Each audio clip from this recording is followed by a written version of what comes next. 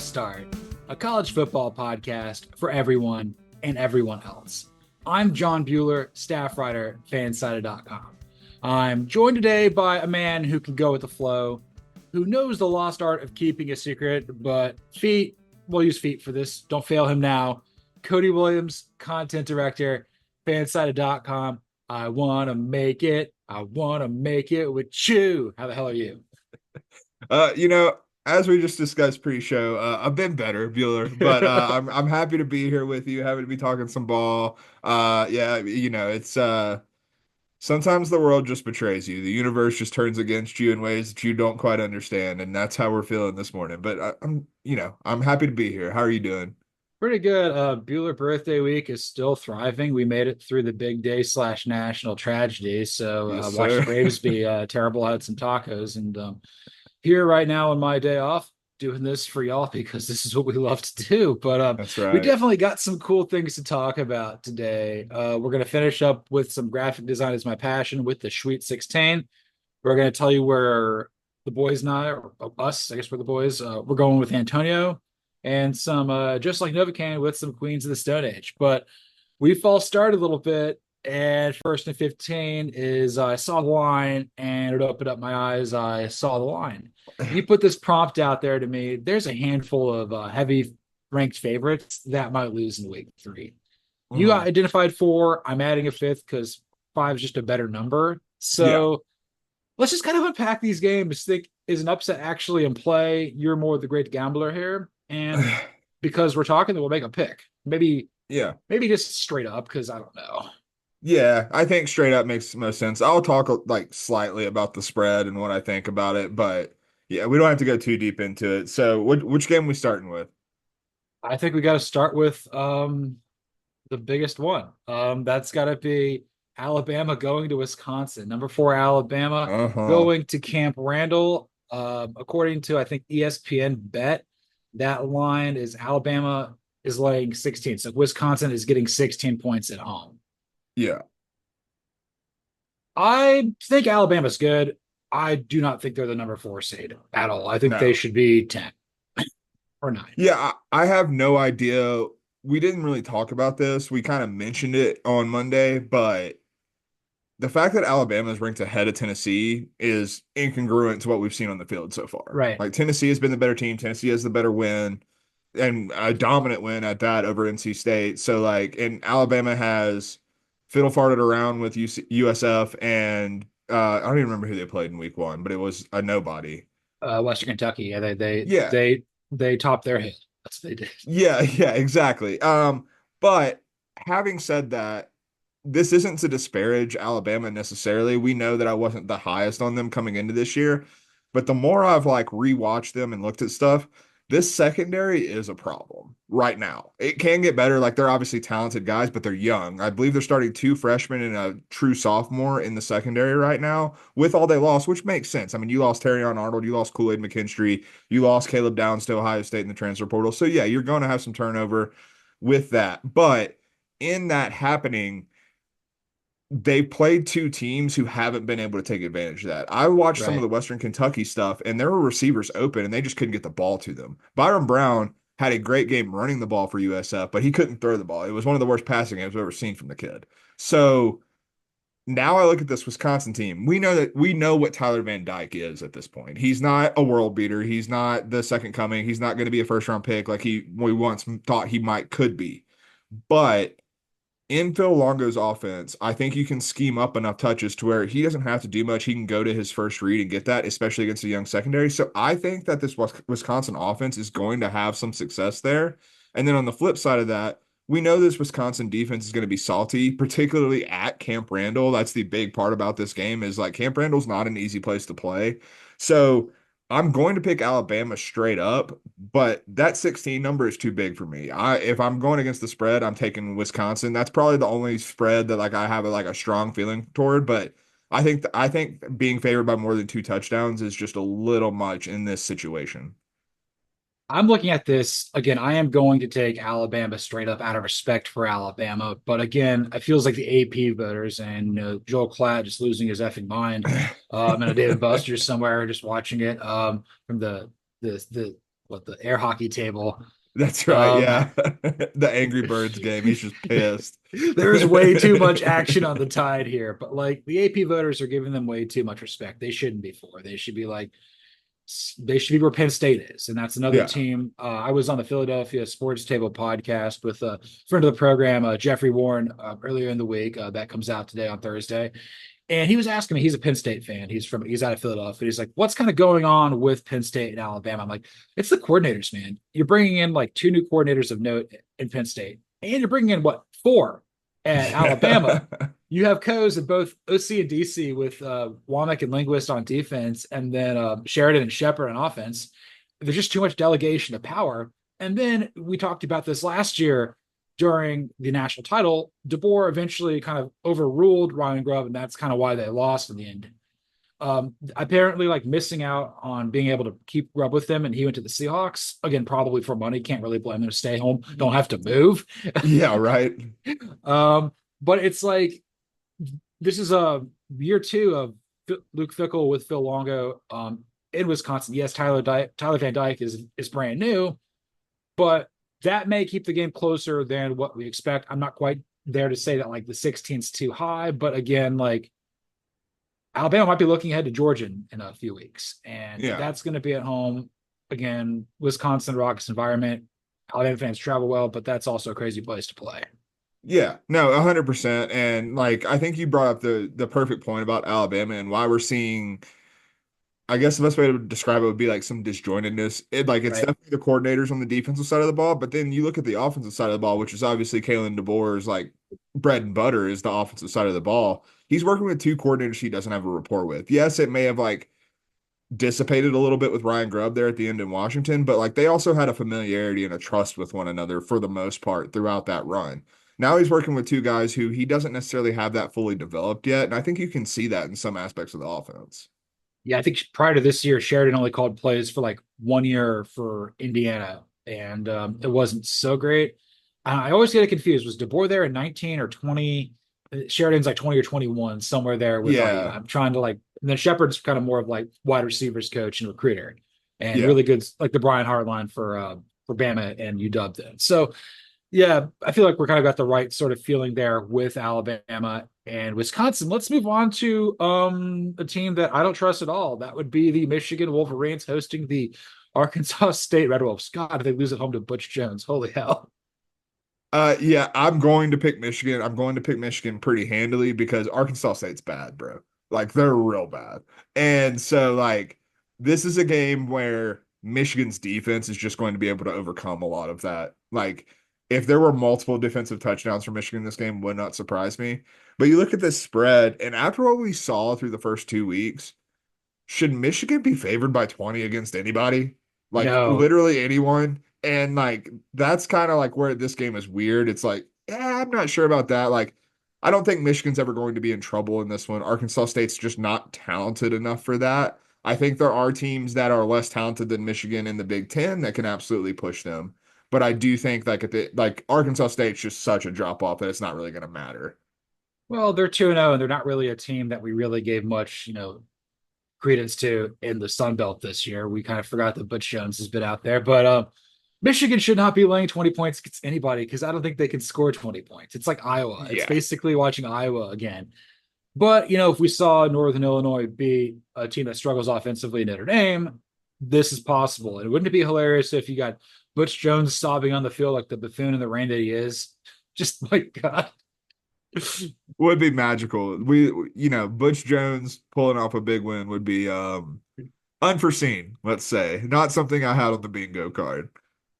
No, I'm not so much. I'll kind of finish that part with this. I kind of want Butch Jones back in the power forward just for entertainment purposes. What do you think he did? Bring him back to Cincinnati again. Why not? Let's just do that again. Yeah, we've got to go like Cincinnati or I think you could go maybe like, but honestly, all I could think of is just put him at Florida for the LOLs. Like that's just what I want. Yeah, I'm thinking like Iowa State. Matt Campbell leaves. I'm thinking Pitt for entertainment purposes. I'm sure the cliches would work perfectly with the Inzers of the world. Minnesota. Minnesota. I like Minnesota. That'd be fun. You had like 7 years of PJ Fleck, and then you had Butch Jones. Yeah, the complete opposite of Minnesota nice. Brick by brick. That's right. Oh man, like it would end for him as poorly as it ends for some people in Fargo. This is false start. Yeah. And I don't think it's going to be Fargo, but we're going to be talking about some Strife Aquatic now and in a little bit here. We got Oregon, who I think is a complete fraud, going to Oregon State. Again, this is Oregon State's Super Bowl. We'll talk about Oregon State again here in a second. The very Oregon State pro show today. But yeah, the Beavs are getting 16 at home versus the Ducks, and what's going to be a Trent Bray's Super Bowl. I don't know. I'm still going to take Oregon. I think this game's I'm gonna take Oregon State getting the points though. If I would do that, I think they win by like 10. Yeah, I think that's probably where I would come down as well. We've seen enough problems with Oregon to this point that you have to factor that in, that this team is not where it is. Now, the thing that I would point out about Oregon is I do expect them to get better. Yeah, Because you look at the runway, I believe it's their first 6 games are all teams that just aren't as talented as them. right. And then they play Ohio State. So it is a ramp up period, which is what you want when you have a new quarterback after having a 2-year veteran starter like Bo Nix in there. You bring in Dylan Gabriel, you get him at least a little bit acclimated. However, with what we've seen to this point, Will Stein is kind of coaching in a box and not by his own design, by necessity. Dylan, this is a point that my personal hero and probably gonna have his face tattooed on my body at some point, Bud Elliott, said on the Cover 3 podcast, but Dylan Gabriel like only throws to his left. And once he broke that glass box, like it's all I can see now is that like if he's not throwing to his left, he looks uncomfortable. If you're a defensive coordinator, which Trent Bray is by trade, then you only really have to like really hard defend one side of the field. Like obviously you have to defend the whole field, but like in terms of where you're putting your best defenders, in terms of where you're scheming, like shading your coverages a little bit, if you only have to cover one side of the field, that helps like mitigate a lot of advantages that Oregon might have otherwise. So like I do think that Oregon's offense might struggle in this game. Where I come down on it though is I'm pretty sure this Oregon State offense isn't very good, so I don't think they're Yeah. going to be able to score enough to win this game. But like in Corvallis, which is just one of the most underrated environments in college football, just point blank period, I think that Oregon will struggle just a little bit to move the ball again. You bring up a great point. Corvallis is going to be rocking. Reser Stadium is going to be, just a bunch of beeves beaving. It's going to be, Dude, absolutely. but I'm never going to look at Dylan Gabriel the same after your personal hero said that. Same reason my personal hero. Like I never look at like Rich Eisen the same after what Petro said. Yeah, exactly. But it's like okay, baseball season, still sort of baseball season. It's like if somebody's pitching into Rafael Devers or Matt Olson, like you think they're going to hit that ball to third base? Are you kidding me? That's not happening. No, no. No. So what I would do with Trent Bray is basically get the equivalent of T.J. Watt, whoever you have, and just go at Dylan Gabriel's blind side, make him go to the left, and shrink the field so there's no open windows. And Mhm. that's how they got to win. But I don't even know who the quarterback is for Oregon State anymore. Is it Gunderson or the guy? It's McCoy is the kid. Okay, that's And not. I can't think of his first name, but yeah, it's McCoy. I mean, through 2 games, he has under 300 yards passing, and they haven't played anybody. So that tells you a lot about what the offense is. He's a McCoy, but he's not real. He might be LaShawn. This is false starts. Let's move on. Let's He move on throws to like this. LaShawn. Damn right. DAM, right? Yeah. We're gonna move on to the Sooner State with these two. Mm. Oklahoma is hosting the Tulane Green Wave. I'm going out there on a limb. I'm gonna say it. This is my upset of the week. I think the Greenies get the Sooners. Sooners are 15. I don't see that at all. They almost lost to effing Houston. Like, Hmm. interestingly enough, Houston is the program that Willie Fritz left Tulane for. And we love John Summerall. We think he's probably one of the best, if not the best, G5 head coach. He's still got the talent for the most part there in New Orleans with the Greenies. They played them pretty tough a couple of years ago with Michael Pratt going into, I think, into Norman and everything like that. And unless Jackson Arnold really shows us he's the next Nico, which that could still be, I think John Summerall's the better coach over Brent Venables, and I think we might see an upset there, Norman. Yeah, I'm going to go with the greenies here. Dude, love that. Absolutely love that. I don't think I'm quite there, but this is going to be a very close game. This is going to be within the spread. There are there are a lot of problems right now with Oklahoma, quite frankly.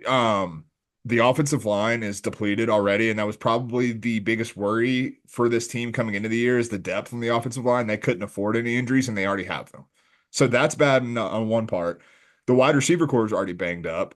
And one of the things, like looking at the play chart from the Penn State game where Tulane, put a scare into the Nittany Lions, one of the things you notice is that Penn State wasn't able to they weren't like out there hunting first downs. They were hunting touchdowns and explosive plays. So they weren't like, hey, we need 6 yards on this play. Let's get 8. That play was not in their arsenal because of the way the Tulane was defending. They're like, if you can beat us over the top, sure.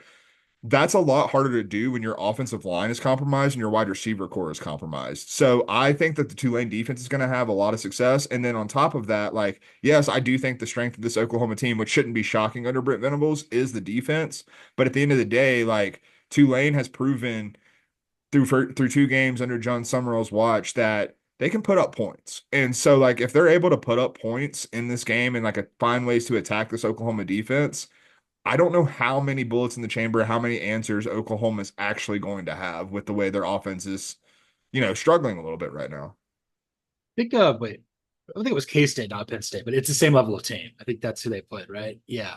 I thought it was. Oh yeah, sorry, you're 100% right. Yeah, Forgive but me. but Yes, again, like sorry. you're very high in K-State and they kind of kept them in check. I think that's totally fair. I'm like we play like it's K-State and Penn State. They put them all together, that would be like a Zord from like Power Rangers. I don't even know what that would be.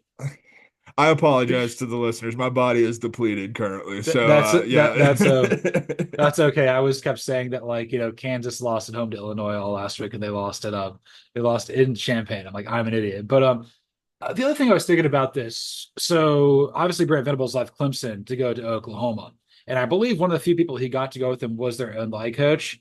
It's not Mhm. Ben Bernanke, but it's something like that. And he's pretty good, and we've just seen since like him and probably Robbie Caldwell before that, just the Clemson offensive line's completely deteriorated. It's the same thing with like Joe McGuire leaving Baylor to go to Texas Tech. They both suck. If they would have been together, they could still have a job. But not all divorces are good. No. No, not at all. And I'm just gonna throw this out here right now. Texas Tech's getting upset this week. They're playing North Texas and the Mean Green. We love the green teams this week. That's what we're coming down on. I- I'm just gonna say yes because I haven't really looked at that, but yes, we like green. Green's money, and I'm a snake. Yeah, that's what it's about. That's right. And I don't know if it's green, but it's gonna be blue. We got a in-state rivalry there with Oklahoma State going to Tulsa at Chapman Field to play the Golden Hurricane. Um, Pokes, I like a little bit more than like Oklahoma right now, but this is we've seen Oklahoma State play with its food a little bit here twice now, with the Jackrabbits of South Dakota State, and you almost lost to Arkansas. This is, again, Tulsa's Super Bowl. It's at their place. I think the Pokes are much better than the Canes. The Cane, yeah, the Cane. The cane, yeah. But I'm going to take Oklahoma State here, but I think I'm looking at the point spread here. Again, it's Oklahoma State uh, laying 18 and a half. So again, all these odds are from ESPN Bet that I can see right now. Yeah. Um, I mean, could you imagine if Gator hunts rabbits again and Dr. Manhattan just walks in the field? Yeah, I mean, like I'm going to take Oklahoma State straight up, but it's one of those things like if you're in like a confidence pool or something, this is the low end of the confidence pool because it's Mike Gundy in a non-conference game on the road against a team that he shouldn't lose to, which means he's going to like almost lose to them or lose to them. So like it's a on paper, this shouldn't be a game. On paper, 18 and a half makes a lot of sense. On paper, that's what the spread should be.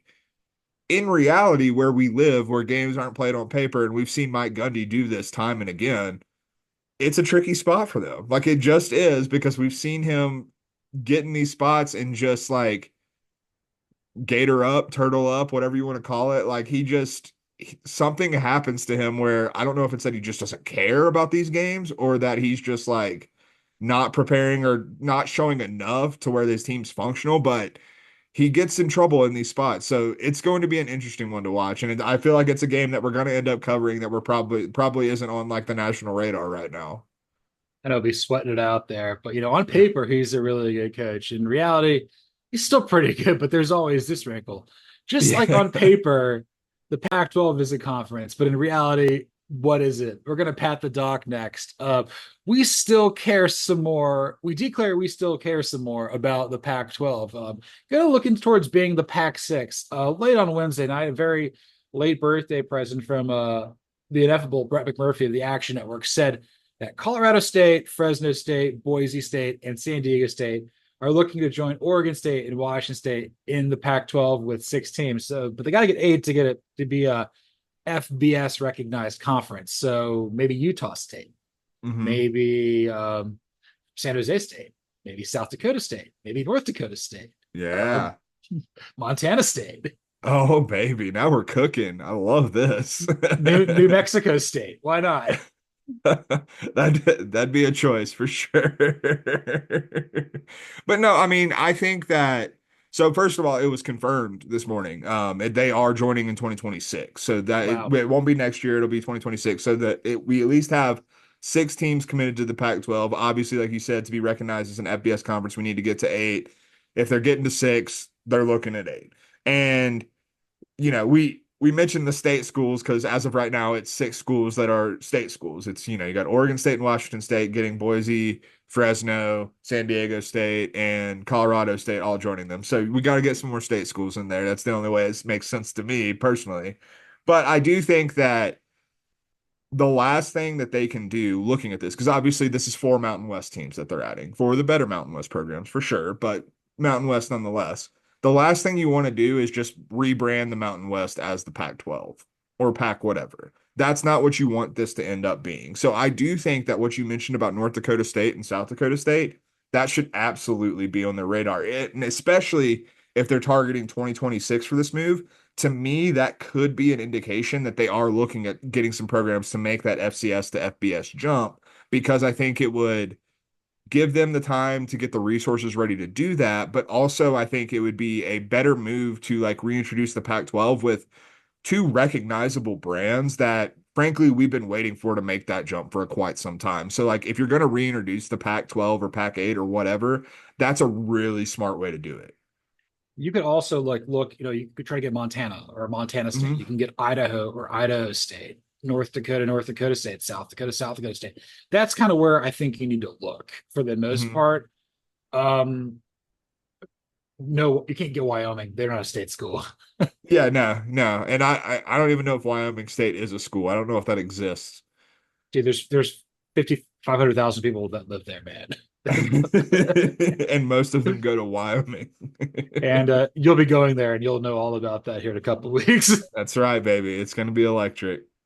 Just for the record, I don't know when the Cowboys are playing, but if they're playing there, that's where you and Antonio are going to go, and you're going to tell me what's about that. Okay, sounds good. Sounds good. We made the trek down to Air Force because we couldn't see anybody else play, so we went to Colorado Springs. We're going to be out there, but just I can't believe the Pac-12 is still trying to stay alive here. I thought that like Mhm. they should have gone to Pac-16 and gone this route, given themselves, a similar size and strength of like the rest of the Power Four. Again, you add those two, you get North Dakota State and South Dakota State to join the 12 of the Mountain West, plus those two, that's 16. That's what I would have done, but this is college football. They don't give it almost for they don't care what I think. Yeah, they don't. And I mean, like, again, I'm excited for it ostensibly. Like, when you look at the programs that they are, like these 4 programs that they are adding, outs actually I can even add Colorado State to this and for a couple instances. Like, these are all teams that in programs that have delivered like entertaining college football moments for fans. Like, Boise is obvious, but like San Diego State has had some moments where they've been a lot of fun. You look back at like the Rashad Penny, Donnell Pumphrey days, like those were fun teams to watch at 11:30 Eastern at night. Fresno State when they had Derek Carr, when they had Jake Hayner, like those were fun teams to watch in those instances. Colorado State's given us a little bit of excitement, not maybe not quite on that level, but I think that like ostensibly, like, if you're going to not quit, if you're going to, declare you still care some more, I do think that these are the right programs to target to still drum up some interest because like we're fans of Washington State and Oregon State. Like those are two teams that have brought us in programs that have brought us enjoyment as well, quite a bit, in fact. But I do think that like in terms of nationally recognized brands or recognizable brands, they're probably on the lower end of the spectrum if you're considering like within like if you're putting them in like the Power Four landscape. I would venture to say that Boise State and maybe even Fresno State are probably bigger brands. And so like you're adding a little bit of brand value that frankly would have been hard to do if you aren't getting a Boise State and Fresno State given the programs that you have at your disposal to try and add to the Pac-12. So like yes, it is strange that they are trying to, resuscitate the Pac-12, but at the end of the day, like I think they are going about it pretty smartly. I would agree there. And I feel like with those four schools that the Pac-12 is looking to add, those are all four schools for branding purposes. At some point, we've all tied to moving in conference realignments. Okay, Mhm. Colorado State could go to the Big 12. We've talked about that. We've talked about San Diego State almost going to the Pac-12. Fresno, Boise, it's the same sort of thing. Those are big hot buttons there. So that leaves, I think, eight right now in the Mountain West. And you kind of wonder, like, they could stay put, but then it's like, what do you try to do there to add up other teams? Do you see if like UC Davis wants to make the leap up? Do you want to get Mm. Eastern Washington? I'm trying to think like how else you would get to 12 there, conceivably. Yeah, it would be. I think, like, I think that the fact that they're only targeting these four teams from the Mountain West tells me a little bit about their plans. And to me, it does seem like it's going to have to be either getting programs to make that jump from the FCS, whether that's North Dakota State, South Dakota State, UC Davis, I mean, there's Sacramento Idaho, State, I yeah. believe. Yeah, like Idaho, like there's programs outside of the Mountain West that you could be looking at there. Um, yeah, I don't know. I do think that the fact that my read on the situation, and granted, this is fresh news as we're recording this. Like it happened this morning that it was confirmed, and late last night that the news dropped it all. But like it does seem like, the Mountain West through Oregon State and Washington State, who are ostensibly controlling the Pac-12 at this point, they threw them a lifeline. They threw them a huge bone for the 2024 and 2025 seasons. It would be, in my opinion, probably pretty bad business to basically make the Mountain West go defunct because you're trying to revive the Pac-12 after they did that for you. I mean, you're a frog or a scorpion. You just got to know who you are, man. That's right. True, true, very true. And I don't know exactly what animal Billy Napier thinks he is, but he can't open a water bottle because it don't mean enough. Yes, his decision at quarterback for Florida is probably the dumbest thing I've ever seen in my entire life. He chose the third way. In life, I'm always looking for the third way because there's a better way to do things. You just have to be patient and find it. Hmm. But basically doing a platoon with Graham Mertz and DJ Lagway is what a buffoon would do. This doesn't make Yes. anybody happy, and this is just going to get him fired and everybody else. It's like if you want to be steadfast with Graham Mertz, that's fine. If you want to go with DJ Lagway, that's fine. You can't do this. This is not going to work. No, it's absolutely not. Like, legitimately, when's the last time we've seen a two quarterback system work? Like, I hate a lot of football cliches, but one that I truly do believe in is if you have two quarterbacks, you have nine. And that is a self-inflicted wound in this situation because I like personally, I think obviously you should go with DJ Lagway. I think that's the best chance if you're Billy Napier to try and save your job. But at the same time, even if you went with Graham Mertz, you can sell that a little bit. Like it's a guy who has a lot more experience. It's a guy who played like Florida wasn't good last year, but Graham Mertz was pretty decent last year. Like better than I think I expected coming into last year. So like you can at least sell that to some degree. This two quarterback system, you're not going to be able to sell a damn thing. Like you're going to be able to sell the fact that you're going 4-8. Like you're confirming that is all I'm seeing. And like it's very frustrating, but like at the end of the day, like it also just confirms, I think, what we already were thinking about Billy Napier, that this dude is just over his skis and doesn't know what to do. And like everything feels like a desperation attempt at this point. Like he is behaving like a dead man walking at this point. Completely agree there. There's only a certain amount of resources you can allocate. Like, yes, like college football is different. You're not dealing with a hard salary cap of like the NFL, but there's only so many reps. There's only so many hours in the week you can work with these kids because after all, they are students. So by essentially splitting the number one team reps between Mertz and Lagway, you're making Mertz worse by comparison because Carson Beck is getting all 100% of those. Nico Mhm. Iamaleava is getting 100% of those. Garrett Nussmeyer is getting 100% of those. And even if it's like an 85-15 or 80-20 split, that's not going to be enough to get DJ Lagway truly ready. Mhm. And maybe he's not, but at this point, it's like, I mean, yeah, I guess with Mertz, you could be like, okay, we could solve the mystique and the intrigue of Lagway behind us and just tell your 18 fans, just be patient. We can figure this out. But they're running out with this. But if you have Lagway out there and he's kicking tail and you're going to go 4-8, you still fire Napier, you still get rid of Scott Strickland, probably feels like you need to do both. Then that makes it more intriguing for like somebody to want to come in and say, okay, I want to be the head coach of Florida. I know this guy, we're going to keep him. Or, you're basically showing like, okay, we've got talent here at the portal. And I feel like playing Lagway just seems like it puts a much more optimistic spin on things where it's just so incredibly negative right now, Gainesville.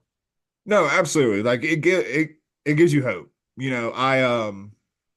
Yesterday, I got off work and had nothing to do, so I threw on Star Wars Rogue One, and obviously that ends with the beginning of A New Hope, Star Wars: A New Hope, and Princess Leia absolutely just says it straight up. She goes, "What is this?" Or someone says, "What is this?" And she says, "Hope."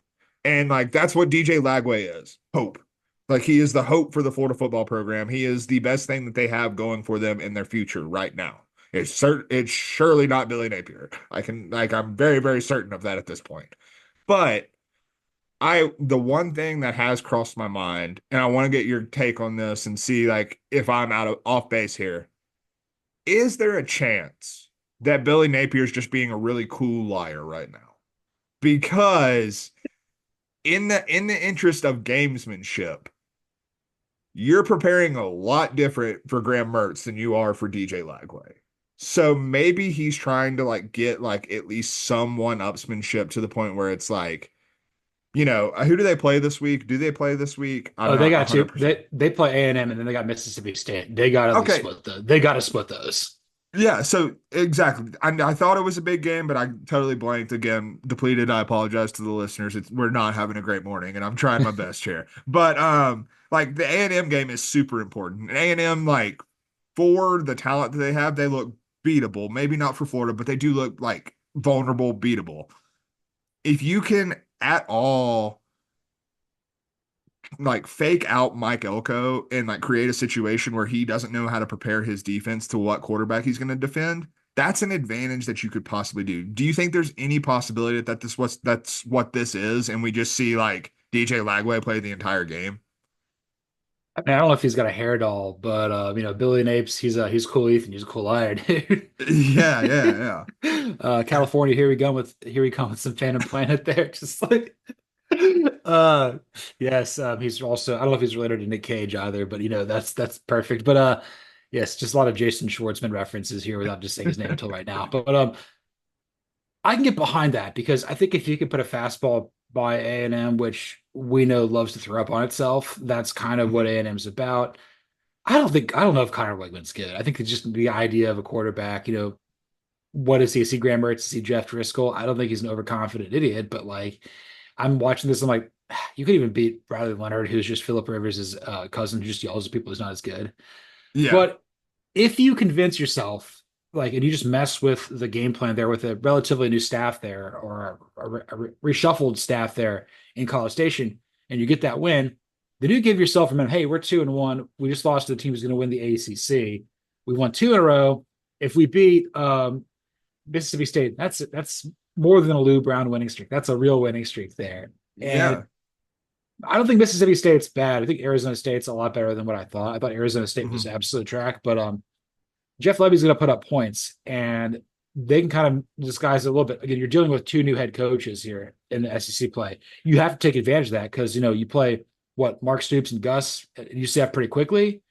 They've seen everything. You can't really surprise Mhm. them with whatever it is. They can read through the tea leaves here. But yeah, I get behind that with you. I think that's totally fair, and maybe that gives Florida a chance. But let's not do a platoon because that's stupid. Yeah, I mean, like if I see Graham Mertz on this field on Saturday, like then I'm completely out on this. I'm just trying to think like because I think the decision of platooning these two is so nonsensical, I kind of started racking my brain for like the only sensical reason why this would be being said, and that's kind of what I landed on. I could see it being in the stands there at Ben Hill Griffin, like Alan's dad from Remember the Titans saying, "Boycott UF, boycott the SCO." Boycott the SKU. Well, just some just like Novocaine in here in a little bit, but more importantly, during Bueller birthday week, graphic design is my passion. We did the first round of 32 for 35. I can now run for president. I'm running on the platform of not being a liar. So yeah, everything on here is absolutely true, especially with these graphics here. Are you So running on the platform of not eating pets? That's the real question. man, I love cats. I can just never finish a whole one. No, Oh no. my God. Fun to pet, better to chew. Jeez. No, no, I did see like my friend Steve's got two kittens there, and their names are he and his girlfriend, they named him after famous musicians with like cat puns on it. So it's Fur Paul McCartney and Aretha Franklin. So Love that. That's beautiful. Paul and Frankie. Frankie, she's a menace. Paul just likes to eat poop and not do anything. He's so chill. He's just living his life, man. Yes, and we're living our life here with the Sweet 16. Are you ready, hey, for what's to come? I think everyone's ready, man. It's the bracket is heating up. Okay, so we are starting with the Bueller bracket. We got number one, Rhett Lashley Shrimp Cocktail versus number four, Deion Sanders. Bro, the more every time I look at Deion Sanders, it is the funniest thing I've ever seen. Like same amount of toes as losses is unbelievably funny. So I'm going with Deion Sanders pulling off the little mini upset here. Oh, dude, that's a huge upset. I thought Lashley was going to win the whole thing. Dude, you put Deion's feet on here, and that's a wild card anytime. Like, Well, I didn't put anybody else's feet on here, but I did put Avery Johnson's wrist and Cam Rising's car. So teeny bopper Avery Johnson versus Cam Black Smoke Rising with 2-6. he's some kind of lover, man. We're going teeny bopper Avery Johnson. What a guy. And shouts to Avery Johnson. Friday night, big game for him, and I think we're gonna see Avery Johnson really break out on Friday night. That's another prediction for you. I think he might cry. I think we're going to see Noah Fafita fly under the bees, man. I'm on the other side of that coin with you. That game's going to be awesome. I'm going to watch it. It's going to be great. It's going to be good. I mean, like the one prediction I actually do have, like for with certainty, is that there's going to be a lot of points because I don't think either of these defenses is worth a damn. No, no. But I think this winner is going to be worth a damn. So who's winning the Bueller bracket between number two, Teeny Bopper, Avery Johnson, and number four, Deion Sanders? We're gonna actually make the Deion Sanders graphic untrue because he's gonna keep winning in this tournament because he's advancing to the Final Four in this. But no losses yet, but still missing a few toes. You just tuck your thumbs in. You got it, man. That's right. Or Bro, like the cartoon.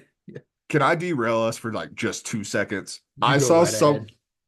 I saw someone. So last night, in case you weren't, or last week, Thursday night, NFL season opener.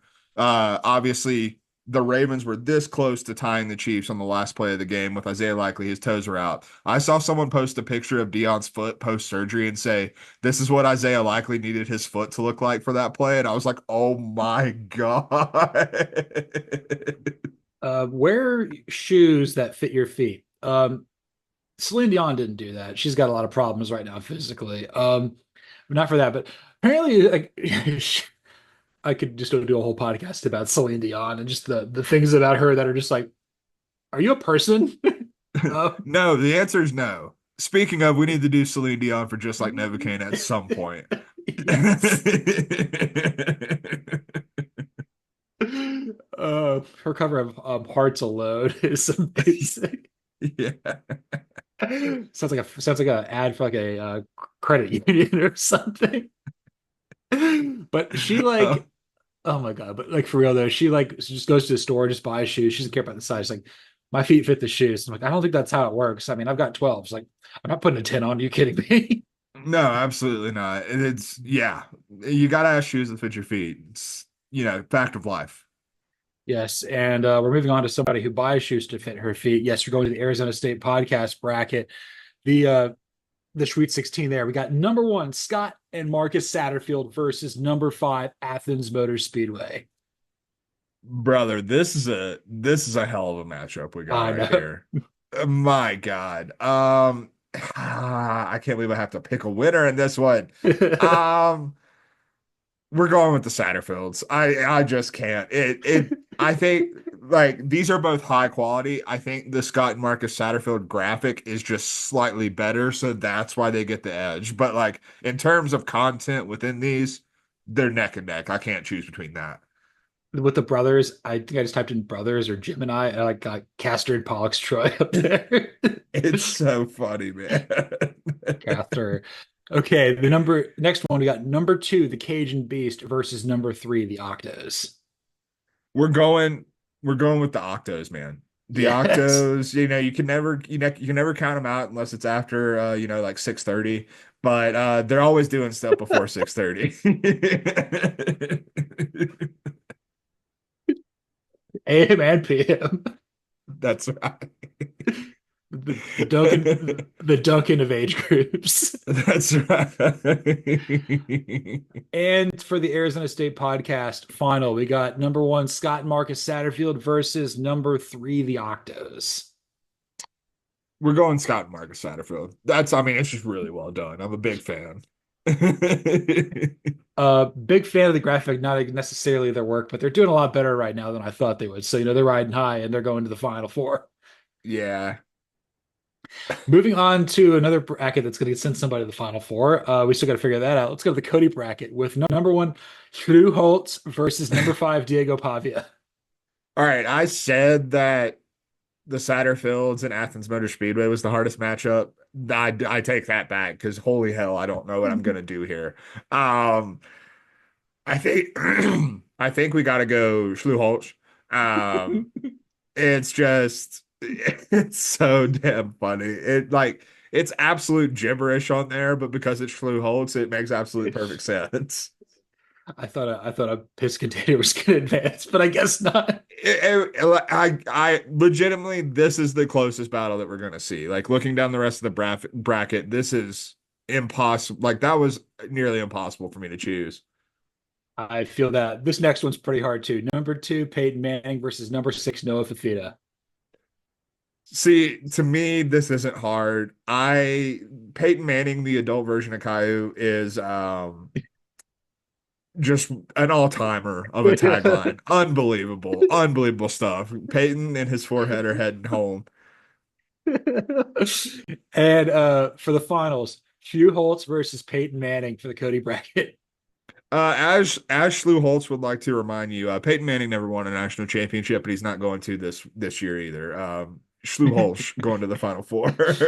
That's perfect. Right now, the three Final Fours, there's three people who cut down the nets were Deion Sanders missing a few toes, Scott and Marcus Satterfield tag team in that like the Fresno State, and then Lou Holtz probably slobbering all over that net.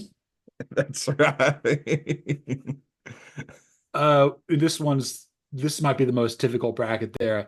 The NC State podcast bracket it's a bloodbath here. We got Sam Pittman, Pig and Pitt at number one versus Billy Napier at number five. Who's advancing? Brother, come on. Yeah. His rack of ribs are out of this world. Yes, they are.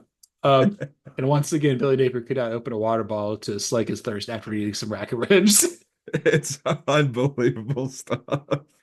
And the last Sweet 16 matchup. This one's challenging. This one's really close. We got number two, Mhm. Brian Kelly versus number three, Brent Pry.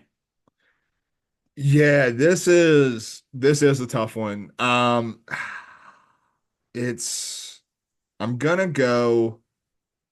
Hmm, going back and forth looking at both of these, just trying to figure out which one. I'm gonna go Brian Kelly because I think the tagline is so perfectly executed. Here I am throwing in a hurricane. It's just very on point. So I'm gonna go with that, just giving it the slight edge because these two are neck and neck.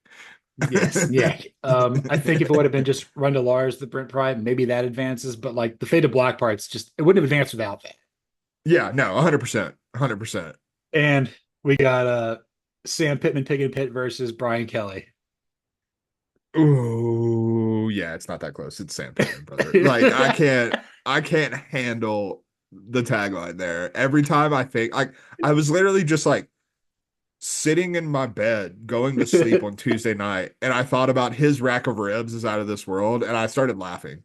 I'm home alone this week. I'm by myself. I'm not laughing to anyone. There's no reason for me to, but I was laughing. You know, you and I, we both are we have people that live in our head we talk to all the time. It's fine. You know, you can be Yeah. honest about this. We got dogs here. I got podcasts. I got Slack messages. But yes, Sam Pittman, that those rack ribs are tasty. So we're gonna get to the final four. Okay, in the I guess would be the championship of the Atlanta semifinal. Yeah. The Baja is semifinal versus the Santa Fe semifinal. The Baja is semifinal. We got number 4 seed Deion Sanders versus number 1 Scott Marcus Satterfield. Man, Cinderella's running on 8 toes. That's all I gotta say, because Deion Sanders is going to the championship ATL ho. ATL hose or toes, whatever. ATL toe. ATL toes. You know, Atlanta United's a soccer club. Club indeed. And we're gonna go to the Santa Fe semifinal between Kluholt and Sam Pittman. Bro, matchup of Titans here. Let's be clear. But again, his rack of ribs, I'll tell you, they're out of this world. Yes, and we got the national championship, probably played in Indianapolis, home of the shrimp cocktail. And Red Lashley's in the stands eating it. He's the only one watching, but He didn't want to win. He wanted to go and eat the shrimp cocktail. you know, that this horseradish is St. Elmo's fire. So for the championship, look, it's been a good run, Dion, but I literally like I can't think of anything in my life that has made me laugh quite as hard as his rack of ribs is out of this world. It's unbelievably good. Yes, I'm glad to see Sam Pittman won something because he's not going to be winning a lot more this season. Unfortunately, no. I mean, I will say Arkansas does look better than I expected. Taylon Green is a dude. The running back they brought in from Georgia State, who Marcus Carroll, it just came to me in my mind. I don't know where. Like I've forgotten his name 100 times, but Carroll, great. He's a good running back. It seems like they've got things cooking a little bit. So Arkansas is going to be better than I thought. It might not save Sam Pittman's job, but hey, they're not going to be like a pushover. That's fine. Yes, sir. And we're going to be over to a guy who is not a pushover, the alpha male that doesn't talk and wears ponchos. Yes, we're going to go on to the Antonio Banderas Bowl of the Week. We're going to wrap up a little bit what happened there in Auburn versus Cal. And we're going to be going to Corvallis for some Strife Aquatic here. Mhm. So we're back at the place where I met Antonio unintentionally back in 2013. Again, we tried to explain him what defecting was. And I don't know if that really worked out so hot with Justin Wilcox. Justin Wilcox, Antonio was out there throwing toilet paper, but nobody else was. Correct. Yes. Antonio is. I don't know if Antonio is not ready for Corvallis or if Corvallis is not ready for Antonio or if it's both. Maybe it's both. But yeah, his return to Corvallis is going to be something special, especially with, the thing we didn't talk about earlier with this game is Corvallis is a raucous environment to begin with, but I imagine there's going to be a little bit more vitriol this year. Like, you abandoned us and the entirety of the Pac-12, like you left us in shambles. I imagine that this is going to get pretty heated, and Antonio has expressed the same and says he's quite excited to get involved with it. And I'm like, brother, you are inflatable. This might not end well for you. We did kind of lose contact with Antonio there. We thought he was going to go get burner phones, but apparently that relationship with Hugh Freeze is torched. Hmm. The blossoming of a beautiful friendship there with Justin Wilcox. We had to go back to get something because Antonio made a mess over there at Jordan Hare. We see him come out of Skybar and he's Hmm. on top of a golden bear. And he says, "I'm riding a furry tractor." I'm riding a furry tractor. We said, Antonio, do you know what animal that is? And he paused, and of course, he answered, bulldog. So, and then he just kept going. He said he would meet us in a Corvallis later. So he's literally riding this bear across the country to Corvallis, Oregon. Hey man, they did it in like ancient China. Why not now? Genghis Khan was a hell of a conqueror. That's right. I think Antonio may have said that, which it surprised me that he knew who Genghis Khan was, but shouts to him and his history. You know, in old school when Will Ferrell just had like the drunken recall during debate with James Carwell, I think that's his name is. That was Yeah. exactly what it was like. We're like, holy ass, you can say this stuff, Antonio. What happened? I blacked out. What happened? Genghis Khan, Bulldog. Okay, bye. And then he Hey, just bye. goes. Just But sauntering away on his bear. perfectly, yes. That's a Charmin commercial. Oh yeah, Oh, and 100%. he's throwing Charmin at a tree too. Of course, yeah. But he's told us he's gotten to Corvallis, and we don't he doesn't really know Trent Bray at all. He's excited to meet him. And Trent Bray is a little bit like, what's this creepy blow up doll doing here? I'm trying to beat the Ducks. And I think he wants to get another rib tat with Dan Lanning, but Dan's not answering his phone calls right now. Yeah, Dan's got bigger fish to fry, and like we tried to explain to Antonio that like, hey man, like if Oregon was as good as we thought they were going to be coming into the season, you probably get some more time to spend with your buddy Dan. But there's some problems right there, and I think that Antonio, he's not a hugely emotional guy, so he tries to pull some of this stuff back. But I could tell he was hurt by it, and the spirit of the Bulldog, I think he's afraid that Dan Lanning might be losing that because this isn't Bulldog behavior. Like those are supposed to be two friends. No, Antonio is like a very stoic person. He doesn't really get offended. He offends people, but he doesn't get offended. But you were absolutely right. He was kind of sulking there. He didn't find out until like now that like Beaver's getting more Bulldogs with Fresno State Bulldog. That's right. Yeah, he's excited about that. But I think really the big thing is the last time we were there in Oregon, he was all about finding One-Eyed Willie, the pirate ship, and I think he's going to try to do that. I'm like, Astoria is a little bit more north than you, but you got that bear. I guess you can go anywhere. Yeah, I mean, bears on the beach, whatever, dude. Go to Cannon Beach and have a good time. Yeah, shouts to the Goonies. They never died. Neither does Antonio. Keep Portland weird. That's right. He may have had the right idea to ride a bear because trying to fly into PDX, yeah, good night. Yeah, dude, absolutely not. No shot. But I'm excited for this game. I think it's going to be one of the better games of the weekend, and I'll be disappointed if it's like Mhm. a 45-3 evisceration from the Ducks to the Beavs. I want anything but that to happen.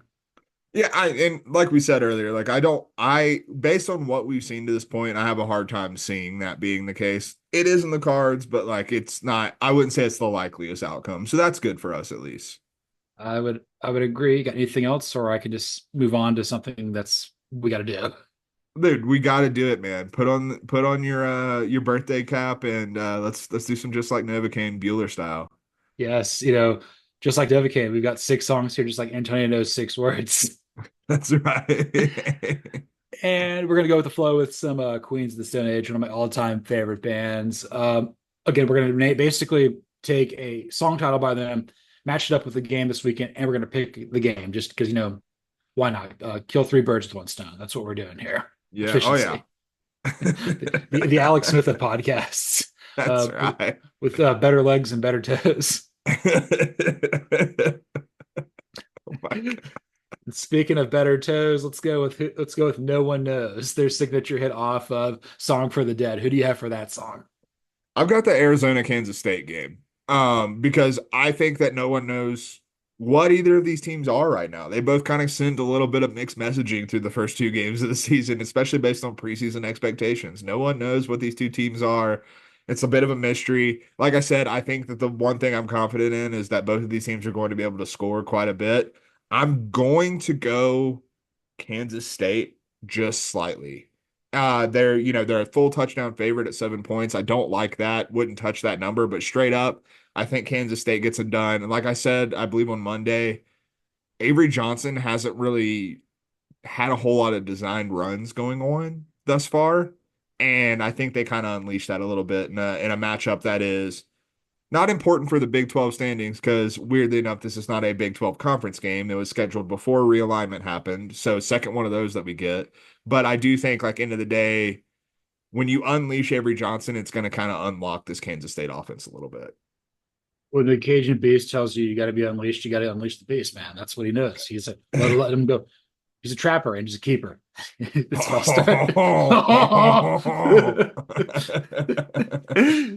I don't have that game on there, but that's certainly excited to watch that on Friday. Again, Friday night kick there. I think is it Tucson or Manhattan? I can't recall. Manhattan. We're getting this one in Manhattan. Little Apple here. I wonder if the boss Zach Best is watching that, or he's probably just gearing up for a Chiefs game. Probably, to be honest with you. Maybe either or. I mean, that'd be if I'm going to Manhattan, that's a good one to go to right there. For sure. And I'm going to go with the game for no one knows with one we already mentioned with I saw the line open up my eyes. I saw the line. I'm going to go with Alabama at Wisconsin because I don't think anyone knows if these teams are really any good. Yeah, we don't know if Alabama is a playoff team, and we don't know if Wisconsin's like as good as Nebraska or Penn State. Maybe we'll learn something at some point, but right now we have no idea. I dig that as well. That was one of my other choices because we talked on the Saturday recap show.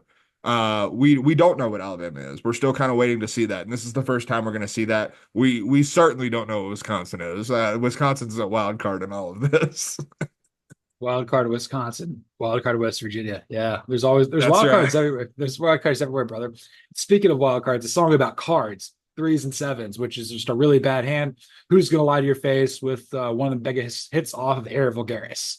So I went super literal with just 3s and 7s, and I'm going with the Michigan-Arkansas State game that we've already talked about because Michigan certainly doesn't have any 10s, doesn't have any aces. They got 7s, but they'll be okay because Arkansas State's got 3s. So Michigan's going to win this game. And that's where I came down on this one.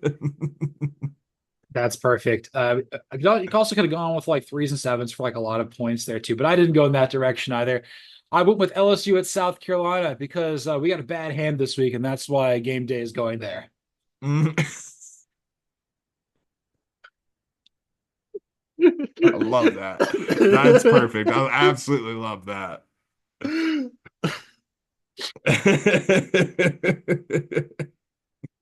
It is a fly ball to D flat by Castellanos. So it'll be a 4-0 ball game.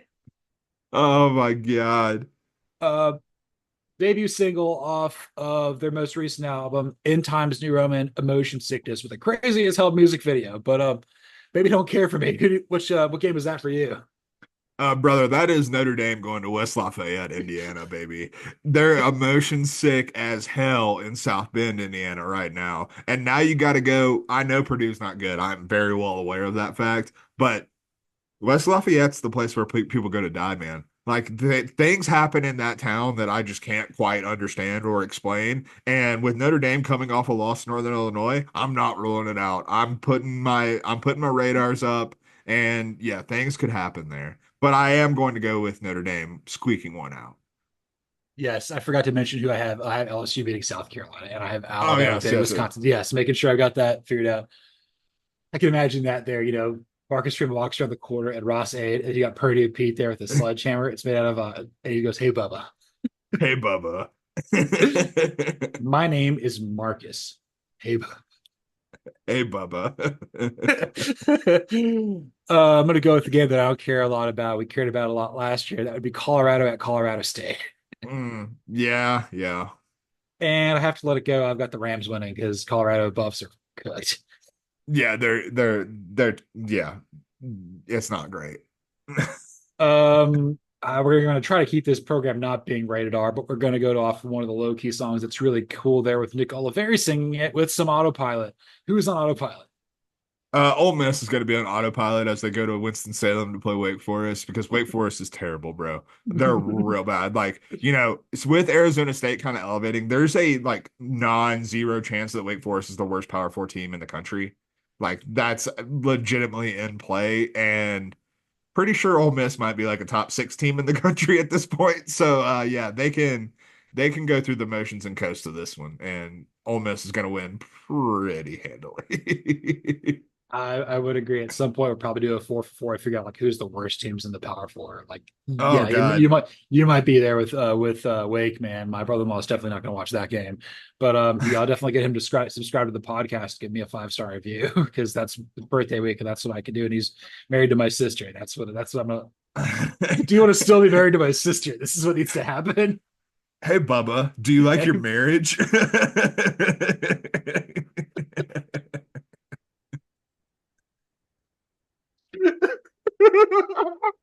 Oh my god.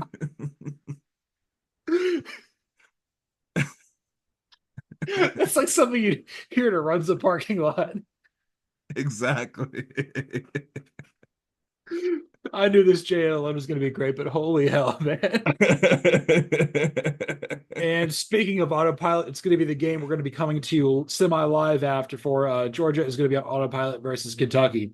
I'll Brock let you Vandergriff is, have this one. yes, It's the same concept, and I was like, yeah, I'll let Bueller have the dogs on this one. yeah. Brock Vandergriff might cry like Paxton Lynch. Gavin Winsett's going to wishes he was in New Jersey, which is something nobody ever says. Mhm. And then Kirby Smart, he's never going to forget that one time that Mark Stoops tried to score like a 1 yard rushing touchdown with like Will Levis or some guy that got them to vacate wins there. But yeah, it's going to be awful there at Kroger Field. Like there's going to be more people in the Kroger down. There's going to be more people at Murder Kroger than Kroger Field by the end of that game. Shouts to the murder Kroger. Oh, dude, did you go there when like they redid it or? Yeah, dude, it got super nice. Yeah, it did. It's a great part of town. It's Ponce is in between Midtown and Virginia Highlands. It's great. It's right by my house, and nobody knows how to park there. They all back into a space and they can't do it. And I'm like, I just need to buy some food, man. Dude, absolutely. Um, if only. Who do you got for like one of the biggest hits off of their self-titled? If only. So this full disclosure, this is my favorite Queens of the Stone Age song. I really Yes. like the song quite a bit. Um, listen to it in a little bit of a sad boy era of my life, so it fits the bill quite nicely. But I'm going with Memphis, Florida State because if only, man. What if Mike Norvell's former school brings the Seminoles to 0-3? If only. What would that look like? That'd be beautiful. I'd love to see it. It's as beautiful as the album cover for this album, and that's all. I'm just gonna leave it at that. Yes, correct. I listen to that one all the time, but this is gonna make our overlordists mad, but I'm gonna go Boston College at Missouri. If only when someone would pay attention to us between Boston College and Missouri. I want to. I'm intrigued by this game. This would have been Antonio if not for Stripe Aquatic. Yeah, no, 100%. I'm excited for this one at least. Well, for Mhm. whatever that's worth. So, and to keep my job, and actually, because I think Missouri's going to win probably by 20 points. Oh, I didn't say Memphis, Florida State. You just reminded me. I think Yes, I think Florida State does get it done. I think that yes, they right the ship. They're coming off the bye week. I think that'll help them and get it done. that's okay. We're still trying to figure this out. Like we pivoted from making fun of coaches to making fun of games, and now we got to actually say something That's with the right. game. That we're doing great, sweetie. But you know, hopefully you're not sick of me, and maybe Cody's not sick anymore. Even though we're still kind of we're fighting, man. Yeah, we're not quite sure. Uh, there was one choice for this, brother. I don't know if you saw this on the schedule, but UMass is going to Buffalo. And brother, that's the sickest game I've ever seen in my entire life. Uh, Flip a coin on the pick. I'll go UMass because give me the Minutemen always in my life. But this is going to be an atrocious game. These two teams are bad. Like Buffalo lost its coaching staff. Buffalo wasn't good before they lost their coaching staff. UMass is just never good. Still starting Tyson Fomachan at quarterback. He's still playing college football. And this is gonna be an ugly game, and it's gonna be sick, sick, sick. Remember when Pete Lembo took over and he was hanging out at Ooze Fest at University of Buffalo, and then you're bringing in Don Brown and Tyson Pimachal like there. It's like it's gonna be sick there in the mud. Yeah, you're not gonna be able to recover from this one, not easily at least. I mean, it's gonna look like the stands after a Bills game at Highmark Stadium. Many broken tables, so many soiled drawers, so many condiments everywhere. They got to get a new head coach, Sean McDermott. Like he's gonna break Josh Allen. It's gonna be like Cam Newton. It's gonna be so sad. Yeah, you want a bonus pick? The Dolphins are gonna beat the Bills tonight. I think pretty handily. I think this Bills team is broken. Gosh, we love Mike McDaniel. I wish he could coach Iowa and Miami the same. Just do it for the challenge. I wish he could coach every single team. Like just everyone. Just like rotational. Like you get Mike McDaniel this week and just see what happens. The man doesn't shower. He just refuses. Like, yeah, I get nice for the game, and then by Thursday I shower. He just doesn't care. I mean, respect it wholeheartedly. And that's sick. My pick for sick is the Apple Cup being played now with Washington State at Washington. A 3:30 p.m. Eastern kickoff on Peacock. It's so gross. Ooh, we don't like that. God, it's more rotten apples than that really depressing Alice in Chains song. Hey, nah. Hey, nah, baby. Oh God, yeah. I think it might not have even registered to me that this game was kicking at 3:30 in September. What a world. Not a fan. Send it back. Send it back. Don't send it in, send it back. Like this was like a game we would see like Thanksgiving, and like Thanksgiving is happening on September 14th. You can give thanks every day, Buhler. I thought Labor Day was over. I thought hurricane season was over. No, we're right in the middle of it. This was episode 108 of False Start. You can follow me, John Buhler, or on Twitter or the X at Buhler118. You can follow Cody Williams at the Sizzle20. You can follow the show at CFB False Start.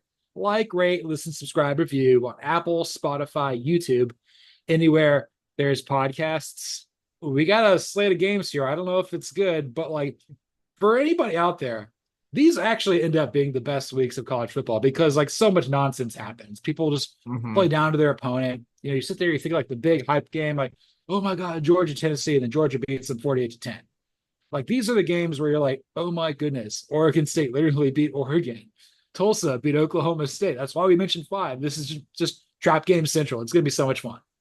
And there's probably one we didn't even mention that's going to fall into this bucket too. Like that's the other part is like, you're absolutely right. These weeks are the weeks that you can't let your guard down, I think is probably the right way to say it, because as soon as you do is when all the crazy S happens. And so like, I'm weirdly excited for this week because I don't know where it's really hard to predict where it's going to happen, but it's going to happen this weekend. Chaos will reign supreme because it always does in these types of weeks.